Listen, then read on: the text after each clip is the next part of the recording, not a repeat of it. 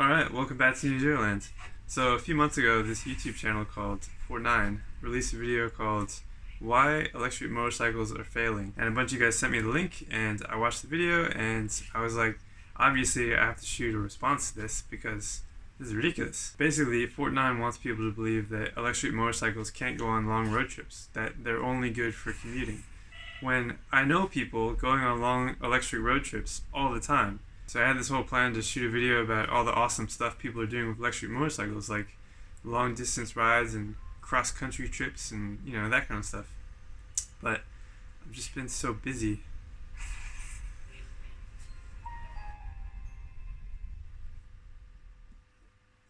But no, what happened was people were going on too many long trips and just doing too many awesome things with electric motorcycles, and I couldn't keep up. Like, I kept shooting footage, really excited to share it, and then I didn't actually share any of it. So let's time travel back a couple months to answer the question, are electric motorcycles failing?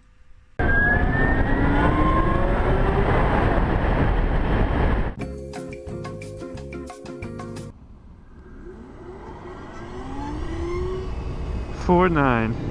You know, it's narrow-minded opinion pieces like this that get misunderstood for being motorcycle journalism. Remember when Ryan test rode a Zero FX and complained about the range? You can't pick the bike with the least range of any Zero and then pretend like all the other models don't exist. To me, that's like taking the Zero S to the racetrack and saying, well, this isn't very powerful. Yeah, it's the slowest bike they sell, but does that mean that all electric motorcycles are slow? If they wanted to go off-roading with plenty of range to do it, they should have just taken a DSR. But no, they're trying to convince people that electric motorcycles are only good for commuting, the inner city stuff. Just to seal the deal, in Fortnine's video, Ryan built his own electric commuter bike, and it was super slow and had barely any range. And yeah, that's his little trick to try and prove that all electric motorcycles are like this, but they're not. How convenient that he didn't mention Energica, the high-performance race bikes with huge batteries and DC fast charging. Those can do road trips, track days, and currently have a waiting list of 2 months to get because everybody wants them. Either the team at Fortnine wasn't aware that Energicas exist, or they purposely ignored them to fit the narrative they already decided on. That makes more sense. But they also ignored all the electric riders out there that are regularly doing long distances on their motorcycles. So I'm going to talk about them. Yeah, lots of people ride their electric motorcycles crazy long distances, and they've been doing it for years. To start, let's talk about Terry Hershner, or Electric Terry. Back in 2013, he was the first person to cross the US on an electric motorcycle, narrowly beating Ben Rich, but I'll get back to that. Terry rode a heavily modified 2012 Zero with extra batteries, extra chargers, a huge aerodynamic Vetter fairing, and I'm honestly surprised it didn't catch on fire. It took him 135 hours, and at the time, the charging infrastructure wasn't that great, and he even had to replace his motor in the middle of the trip. Legend has it, he swapped in a new one before his bike was even done charging. Nah, I made that up. But his time of 135 hours wasn't beaten until this year. Like I said, it's been an exciting year. And then in 2014, Terry became the first electric motorcycle rider to complete an Iron Butt Challenge, which is 1,000 miles in 24 hours. And as far as I know, he's still the only one who's done it. Terry crushed it. And then there was Ben Rich, another legend in the Zero community. Ben Rich not only rode across the country twice, but he became the first person to ride an electric motorcycle through every contiguous US state. He used to go on these awesome summer road trips and shoot videos about it, so definitely check out his channel if you want to see him riding all around the US on a Zero. He also added aftermarket charges to his bike to go super long distances, and I feel like that's what inspired me to do it too. In 2020, Greg Hassler and his daughter retraced the route from Zen and the Art of Motorcycle Maintenance on a Zero DSR. He had a similar setup as Ben's, where he had a power tank for extra range and tons of aftermarket chargers, and him and his daughter rode 2-up with luggage and camping gear, and they went thousands of miles. I feel like this is so exciting because normally you just get a gas bike and do this, but being that it's electric, it's even more of an adventure, and everybody does it differently. Like, Ben would mostly use public stations, like Tesla destination chargers and stuff like that, and then Greg would mostly stop at campsites because that's where he was going to stay at night. Start the day with a full charge. And what I want to make sure everybody knows is that these are just normal people, just buying these bikes, modifying them, and going on trips. It's not like a super expensive one-off sponsored trip. And Zeros aren't the only electric motorcycles that have done cross-country trips. Diego did the Cannonball Run on his Livewire, and then David became the first Energica rider to go across the country using mostly DC stations. By now, there's a pretty good list of people who have ridden their electric motorcycles all the way across the US. But it's not just the US. People are riding these bikes all around the world. Miriam Orlandi rode her Zero SRS all the way from Italy to the Arctic Circle up in Norway, 7,000 kilometers away. That's amazing, and I've heard that the charging infrastructure in Europe is really good. And then a bunch of cool dudes went on a 16-day road trip around France on an électriques and a Zero.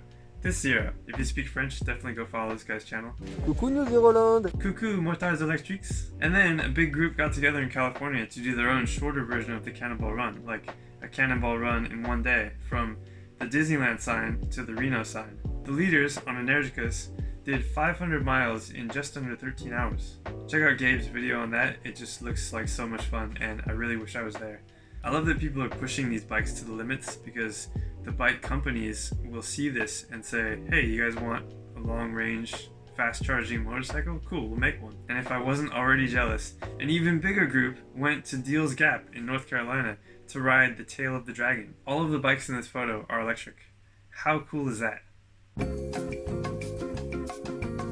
And then, I know this video just keeps going, this crazy guy named Stephen Day decided to ride his Energica Eva Rebelle across the country, east to west, just for the thrill of it, to put his name on the list, just to see how it feels. But he came really close to Terry's record time. So close that he decided, I'm gonna ride back from west to east and beat that time. And he did. Stephen set a new cross-country electric motorcycle record of 114 hours. And this is a huge deal because Stephen didn't have to modify his bike to do this. He didn't have to add extra batteries or aftermarket chargers or a big aerodynamic fairing that looks like a fish. His Energica is something anybody could just go buy. So we've made it to the point where electric motorcycles have enough range, fast enough charging, and there are enough charging stations across the US that you could ride coast to coast faster than anyone else ever has before.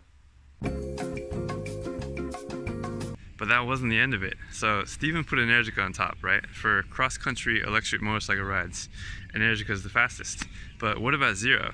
Could their new models be competitive with the 12 kilowatt AC charging?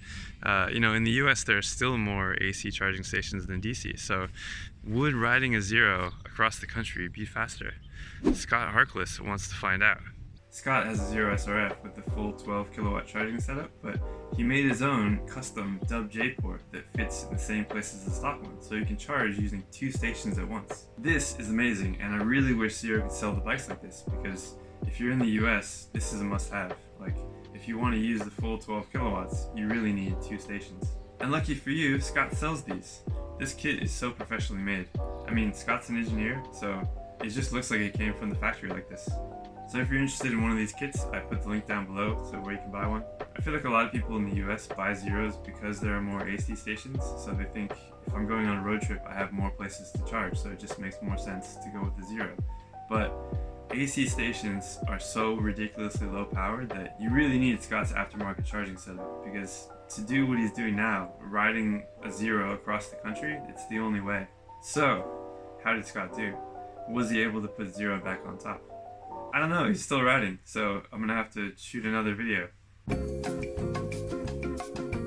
Alright, it's really late and we've been on the edge of our seats for hours because as soon as Scott made it to California, the last part of his trip, right at the very end, things got crazy. His bike was hit with a Zero firmware bug where the state of charge just starts falling and you see your battery percentage just drop really fast and your usable range just gets cut in half. And then, from what I heard, he ran out of battery and had to push his bike to a campsite, and one of the campsites turned him away.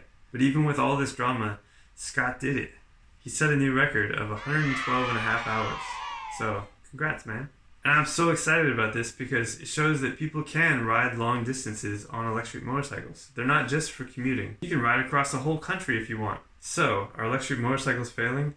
Should anyone care what Fortnine thinks? The answer to both of those questions is no. Thanks for watching, and I'll see you guys next time.